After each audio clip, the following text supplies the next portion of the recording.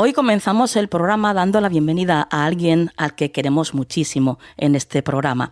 Ha estado ya en varias ocasiones aquí, es alguien que ha sido muy generoso siempre conmigo y que sabe que aquí está en su casa.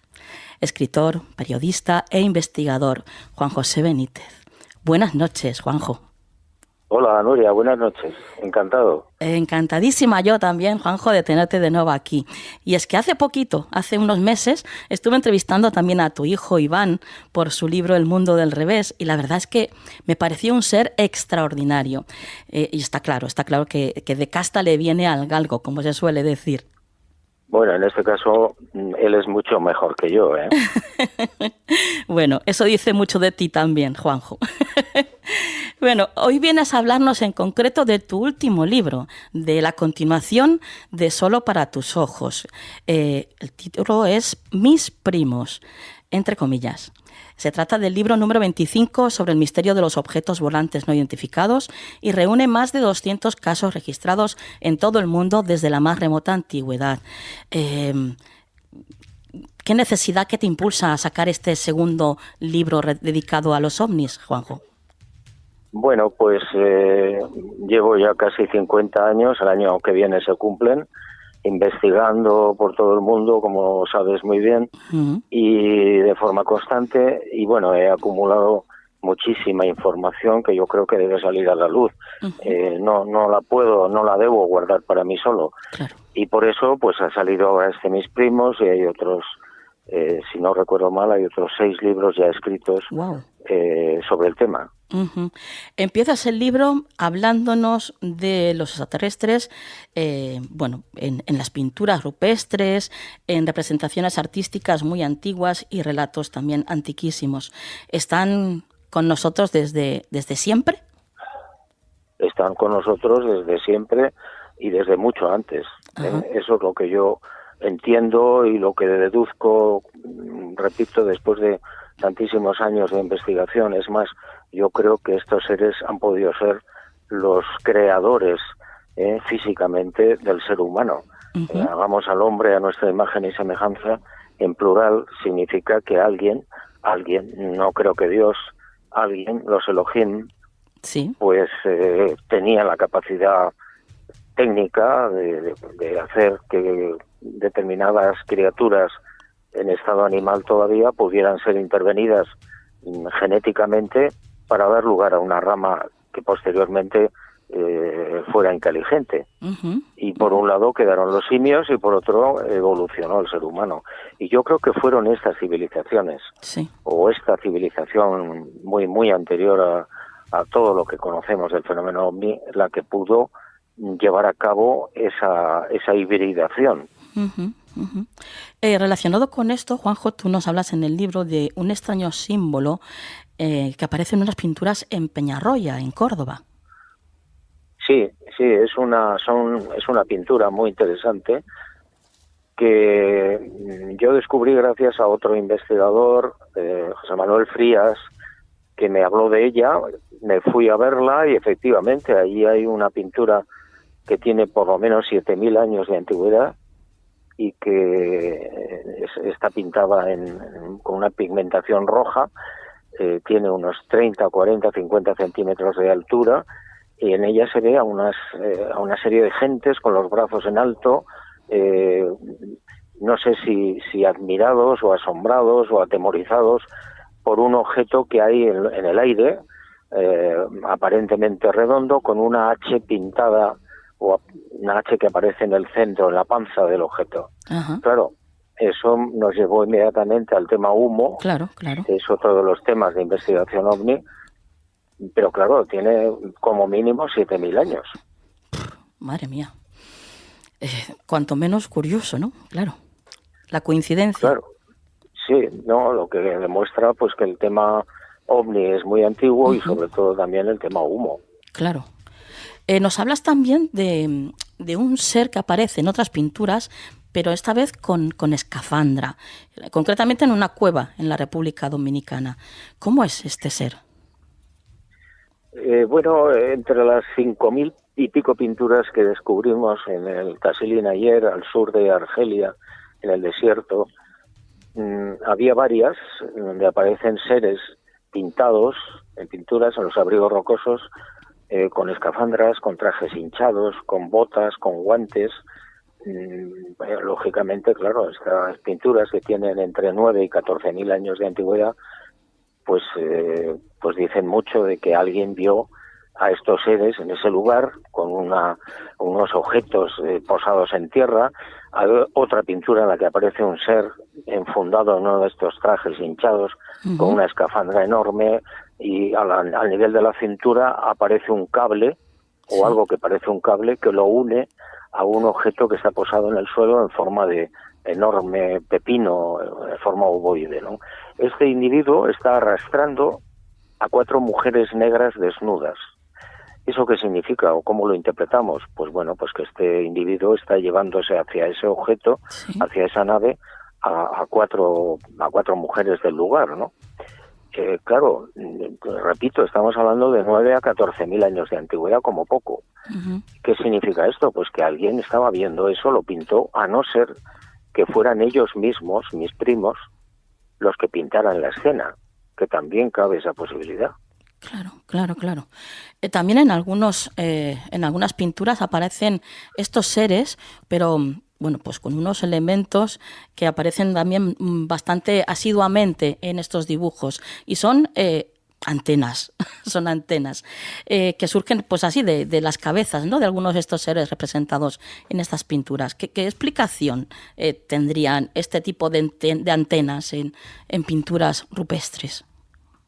Bueno, pues lo que te digo, que eran civilizaciones o seres que no tenían nada que ver con los naturales del lugar, que llevaban pues cascos, llevaban antenas, llevaban trajes hinchados, como podrían ser los astronautas nuestros. Sí. Y bueno, pues repito, o alguien lo vio y lo pintó, o lo pintaron ellos mismos. Entre otras cosas digo esto porque en la pigmentación los científicos han descubierto un elemento que se llama caseína, que es un elemento que aparece en la leche, pero que para obtenerlo tienes que llevar a cabo una separación que solamente se consigue en laboratorio. Y claro, yo no me imagino a gente de hace 12.000 años extrayendo la caseína de la leche. La caseína es un elemento aglutinante en las pinturas y aparece en las pinturas de la pigmentación. Por tanto, lo que yo sugiero, lo que interpreto, lo que pienso, es que fueron los propios, estas civilizaciones las que se autorretrataron. Claro. Juanjo, ¿serían como nosotros, ellos? O sea, con aspecto humanoide, o sin embargo hay diferentes tipos, o está el típico verde reptiloide. ¿Cómo son? Hay muchos tipos, hay cientos de civilizaciones que yo haya podido contabilizar a través de la investigación. Son cientos de seres distintos, supuestamente de orígenes diferentes, claro, de mundos diferentes, muy altos, muy bajos, de 1 metro de altura, de 15 centímetros de altura, de 20 centímetros de altura, de aspecto humano, con grandes cráneos, con un solo ojo en la frente, con extremidades superiores e inferiores, es decir, el aspecto básicamente humano, pero con diferencias. Eso es más o menos el 80% de los casos que yo conozco. Luego hay un 20% que no corresponden a seres humanos. Tú cuentas en el libro, Juanjo, que al principio de investigar todo esto, pensabas que todos eran como una especie de hermanos cósmicos, que venían, bueno, pues a hacer el bien y con un mensaje espiritual, ¿no? Pero ahora dices que has cambiado un poco esa forma de pensar, ¿no? Que crees que hay seres, pues, con todo tipo de intención. Sí. Con esos 50 años que te digo de investigación, donde he reunido pues aproximadamente, o he conversado con más de 26.000 testigos, pues me he encontrado con que no todo es oro, ¿no? Todo lo que reluce, y que los famosos hermanos cósmicos bondadosos que venían a ayudarnos, pues más bien me parece una leyenda urbana. Hay un 52% de los casos que yo he podido investigar que son agresivos, y además sin razón o sin justificación. Por eso yo me planteo ahora pues que hay que tener cierta prudencia y cautela Sí. a la hora de aproximarse a una nave, o a un tripulante. Ujú, ujú. Nos hablas de este tipo de casos y yo recuerdo uno que nos cuentas en el libro, que es un caso ocurrido en Santa María de Sadani, en México. ¿Cómo fue este caso?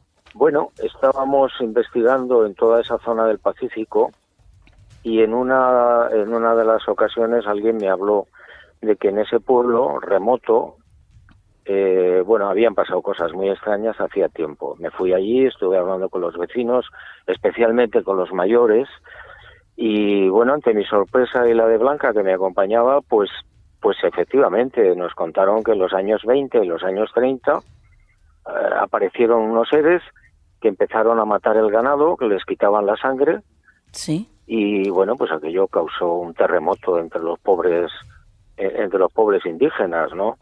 Uh-huh. Y bueno, gracias a Dios, pues todavía había 6 o 7 personas de más de 90 años que me contaron con pelos y señales lo que ellos recordaban. Bueno, pues no sé si eran el típico y mal llamado chupacabras o era otro tipo de ser, ¿no? La cuestión es que mataron vacas, mataron ovejas, el ganado, los dejaban sin sangre. Ellos protestaron, fueron a ver a las autoridades no les hicieron ni caso, ¿no? Uh-huh. Hablando de estos seres y de la intención que traen aquí a la Tierra, nos dices que bueno, que te has dado cuenta que vienen con todo tipo de intenciones. Estos, por ejemplo, vienen en plan agresivo e incluso a veces enferman, ¿no?, a la gente. Pero hay otros incluso que curan el encuentro con ellos. Sí, también. No sé si a partes iguales, eso no lo he medido, sí, pero aproximadamente sí. Es decir, tanto hay casos de agresiones injustificadas con resultado de muerte como lo contrario, ¿no? Personas que... yo recuerdo el caso de un médico francés que tenía problemas en las 2 piernas, sí, como consecuencia del estallido de una mina en la guerra con Argelia, y este hombre vivía en Francia y una noche sintió unos ruidos extraños, se levantó y se asomó por la ventana y vio un objeto muy cerca de su casa. Él vio como el objeto lanzaba un haz de luz hacia la ventana, la luz le incidió al médico y de repente se dio cuenta de que todo el problema que tenía en las piernas había desaparecido, caminaba normalmente, no había ningún rastro de heridas ni de nada, y bueno, el objeto se fue y el hombre se quedó absolutamente pasmado, ¿no? Porque dijo, ¿cómo es posible? La incidencia del rayo de luz o lo que fuera fueron segundos. Uh-huh. Y como este caso, pues hay muchísimos. Sí. Gente que incluso pues padecía mucho del lumbago, por ejemplo, tenía unos dolores fortísimos y que de repente después de un avistamiento de ese tipo pues se ha curado, ¿no? Ya no ha sufrido más dolor. Sí, ¿no? Y bueno, hay casos de curación del cáncer, cáncer terminal, sí, de una niña. Yo recuerdo en Brasil que, bueno, pues la llevaron a una finca que tenía la familia para que ya muriera allí tranquila, y de repente en el prado que había frente a la casa descendió un objeto en forma de disco, salieron 2 seres de pequeña estatura con cráneos enormes, entraron en la habitación donde estaba el padre, la madre y una sirvienta, y la niña estaba en la cama. Sí. Entonces uno de los seres le puso la mano en la frente al padre y se supone que le transmitió telepáticamente a este ser cuál era el problema de la niña. Ajá. El otro ser agarró una especie de, no sé, como una especie de linterna, se la pasó por el vientre a la muchachita, era una niña de 10 o 12 años, sí, y le dio un cuenco con unas pastillas, le dijo, tiene que tomar una cada día. Y se fueron. uh-huh. Bueno, a los 3 o 4 días la niña se empezó a poner bien, la llevaron a los médicos no detectaron ningún cáncer, tenía ya un cáncer terminal, y no entendían absolutamente nada qué había pasado, ¿no? El hombre, el padre de familia, se comprometió a no decir absolutamente nada a nadie, pero la sirvienta terminó hablando, ¿eh? Sí. Y por eso lo sabemos. Uh-huh.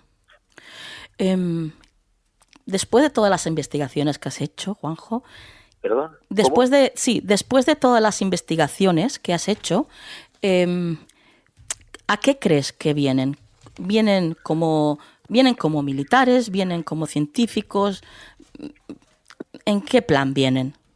No sabemos. Sospechamos por lo que se les ve hacer. Sospechamos que son científicos, que podrían ser militares, que podrían ser exploradores, que podrían ser lo que llamamos ángeles, que están custodiando, velando, viendo lo que pasa en la Tierra. Sí. Pero la verdad es que no lo sabemos. O podría ser una mezcla de todo ello, ¿eh? Uh-huh. Claro. Como bien dices, hay tantos tipos y tantas razas, evidentemente, pues cada raza puede venir con una intención diferente, ¿no? Con una misión diferente. Sí, claro. Ya te digo, según el comportamiento de cada raza o de cada encuentro, uh-huh, se supone que vienen a una cosa determinada. Sí. Una de las ideas que tenemos, una suposición o una hipótesis, es que los avistamientos que hay en el mundo no son casuales, es decir, que ellos eligen, a los testigos por las razones que sean. Uh-huh. Generalmente pensamos que para que puedan dar testimonio, ¿eh? Uh-huh. Sí. Juanjo, yo antes de terminar la entrevista quería porque te debo una respuesta. La última vez que estuvimos juntos fue aquí en Valencia, te estuve entrevistando y yo te conté mi experiencia con mi perro León, que recibía mensajes, estaba en contacto con él desde el otro lado. Y tú me dijiste, si tienes ese contacto con León, ¿por qué no le preguntas que te diga dónde está? ¿Te acuerdas de eso? Sí, me acuerdo. Bueno, pues esa misma noche se lo pregunté. Al día siguiente yo salía de viaje con mi marido para la ermita de San Benito de Orante.